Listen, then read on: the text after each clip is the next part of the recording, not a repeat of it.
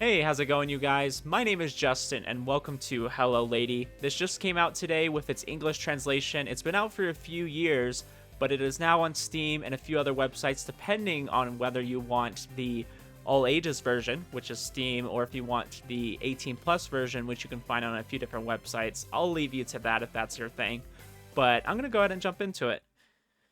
This is fully voice acted. I mean, for except for a few parts where they're kind of doing dialogue or whatever. So I'll try to stay quiet during the voice acting. とある男の物語だ。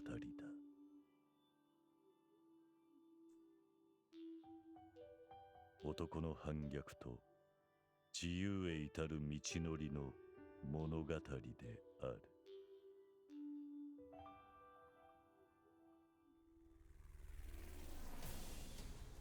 There was a light in the back cabin of a helicopter that was speeding through the sky, the roaring sound of its rotary wings cutting through the air. It was a device of unknown origin and affiliation.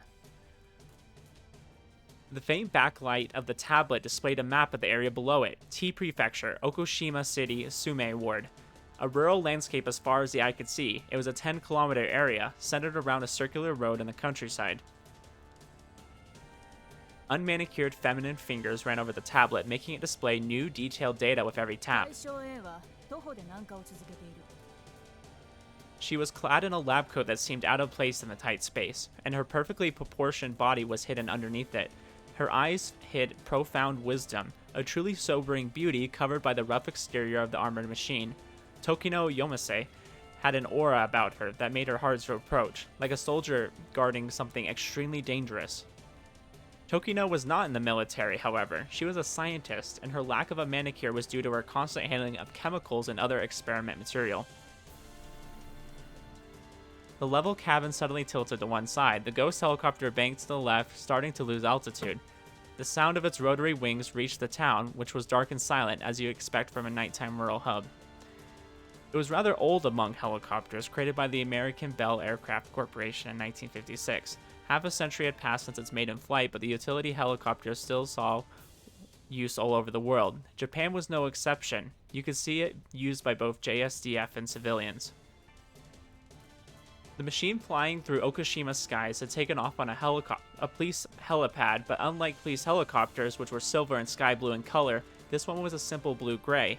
It melted into the darkness, showing no symbols or colors denoting its affiliation, as if it was meant to be hidden. Calling it a ghost was no exaggeration.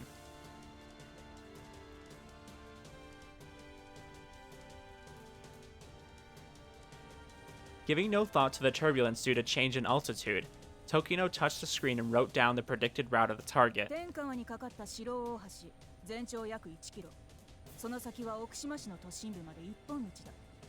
住役の国道をまっすぐ南下している対象 A は現在の速度のままならものの数分で天下は対岸にたどり着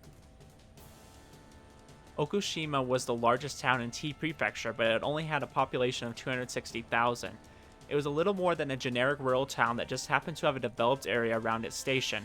The fact that it wasn't a major city was a silver lining, but if the target reached the heart of the town, the casualties would still be great. It was basically an illness, or perhaps an allergy, within human society. If left alone, it would become a poison that would erode both society and the current order. Thus, it had to be dealt with as soon as possible. The group Tokino Yomase belonged to were people who specialized in dealing with such tasks, such as medicine would be used to treat standard sicknesses. They would cure the things plaguing society.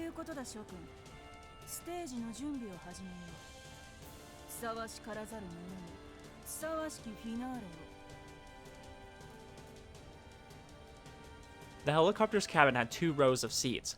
Tokino sat in the one closer to the back, while the other one near the front was occupied by 2 people who looked like mere civilians. And they were girls. Girls who wore the uniforms unique to a certain educational facility. The red and white made it clear that, like Tokino, they were neither police nor JSDF. The one on the left was Mitori Kabutoyama. She gracefully hid her mouth with her closed fan and giggled with a bell-like voice. 時野先生、ステージだなんてそんなおっしゃりよう。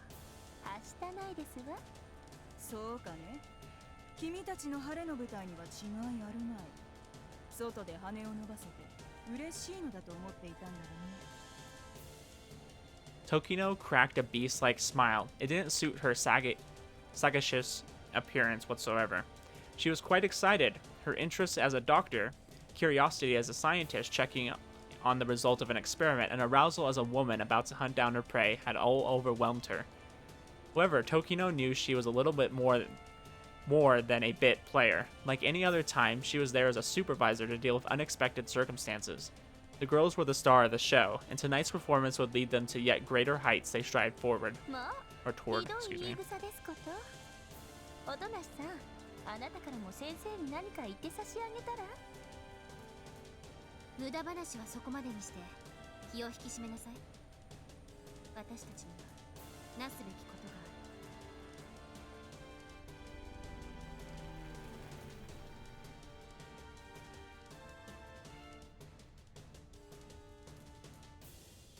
The black-haired girl's dignified voice came right from her heart and ended the trifling moment.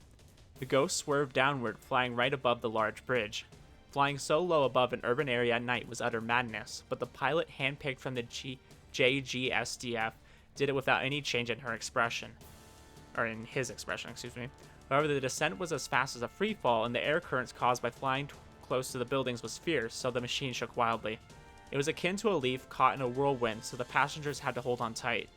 Any normal person would expect them to scream, but they didn't show a hint of fear. Instead, they looked outside, glaring at their enemy in the darkness far below. It was a beast-like silhouette that was speeding southward on the iron bridge that was illuminated by the city's lights.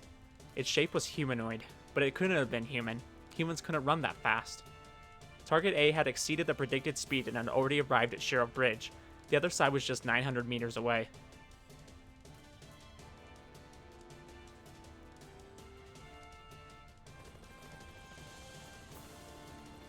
They had less than a couple minutes before it made it to the other side, and that meant they didn't have a moment to lose.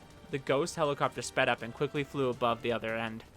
There was no place for it to land, but the pilot knew that, so he simply brought the helicopter to ground level above the riverbank.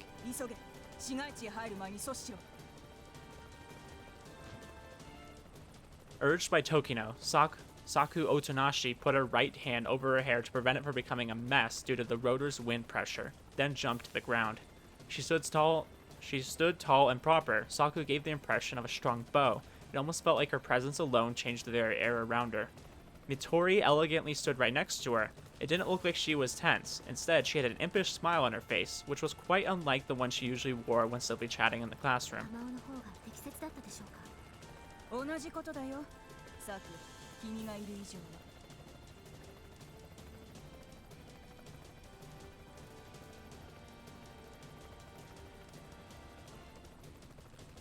The amount of these dispatches had increased recently. This was the 7th in just half a year, and Saku didn't know whether it was an ill omen or a blessing in a very tricky disguise. Whatever the case, she knew she would have to think on it later. No matter the situation, when something important happened, Saku Otonashi never forgot her duties. Tokino didn't even have time to warn her. Saku had already seen it. With its hands on the ground like a beast, the silhouette ran forward, bent like a swallow in flight. And it fixed its eyes, burning with hatred at the girls before it. There was no telling what it sensed, one way or another. However, it understood that they were its mortal enemies before the fight even began, and so it focused all of its murderous intent on them. Target A transformed into a bullet and shot forward. It would close the hundreds of meters in mere seconds to reap the lives of the ones in its way. Its silhouette may have been humanoid, but it was now nothing but a beast, a malignant tumor that had both the intellect and power of a leopard. No normal human, especially not your usual unarmed girl, stood a chance against it. Despite that, both Saku and Mitori showed no fear before the speeding beast.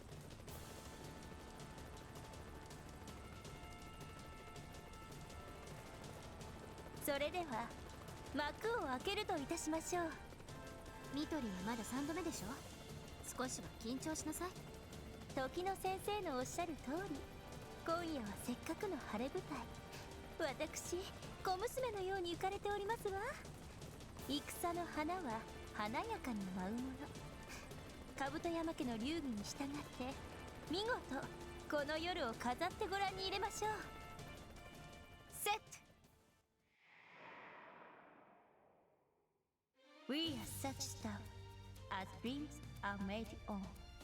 Type the tempest set ラン We got the terrible English, huh? Gonna be one of these type of games. The spears, released in conjunction with the dancing fan, were too fast for the naked eye to perceive, with speed greatly surpassing that of the murderous beast. They passed the hundreds of meters in a flash, hitting their mark with unmatched precision. As Mitori, feeling confident, closed her fan, the man-beast speeding through the bridge like a black wind suddenly lost its balance. Its speed was its downfall. The man-beast collapsed and hit the ground, kicking up dust around it.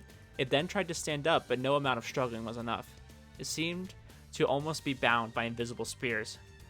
最初から派手すぎよミトリンあなたらしいけれ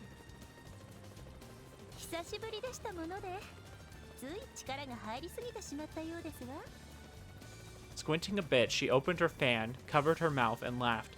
The long-haired, refined beauty reminiscent of Japanese dolls had surprisingly strong nerves.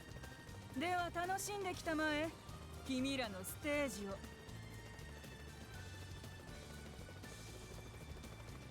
Saku had no intention of listening to her dear teacher in that regard. There would be no enjoyment here. No, she would simply fulfill her role. 人々のノーブルたらんことを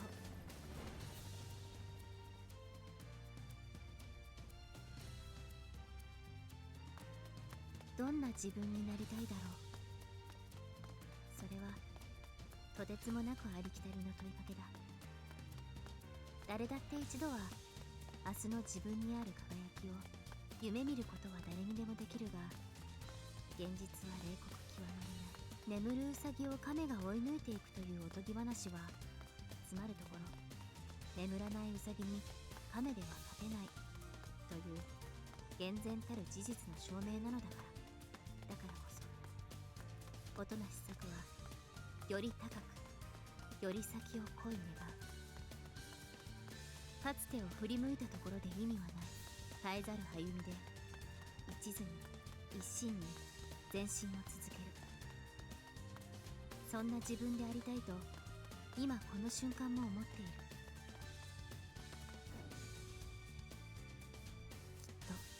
And I'm sure that I can catch up with anything.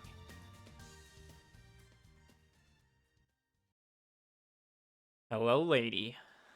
Alright. Well, that was quite the introduction. I'll say that. I like how they kind of tied it in with, like, the opening credits. Thought that was cool.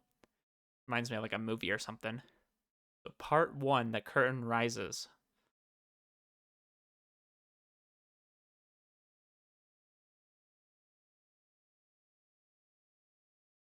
時間こそが私の味方だ季節は移ろう尖れたものは錆びてゆく刻まれた言葉もやがて忘れられる変化という名の堂々巡り忘れない私はただ一人ひたすら前へ歩き続ける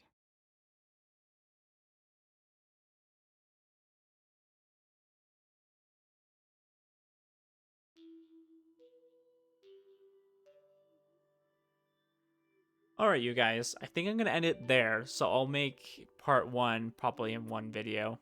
Or I'll split it up. We'll see. But I think that was a good introduction to the game. We kind of got a feel for what it's going to be like. Just a little bit. I mean, obviously we need to get to know the characters better and things like that. But obviously it's a really big kind of like fantasy setting. Sounds like there's some kind of...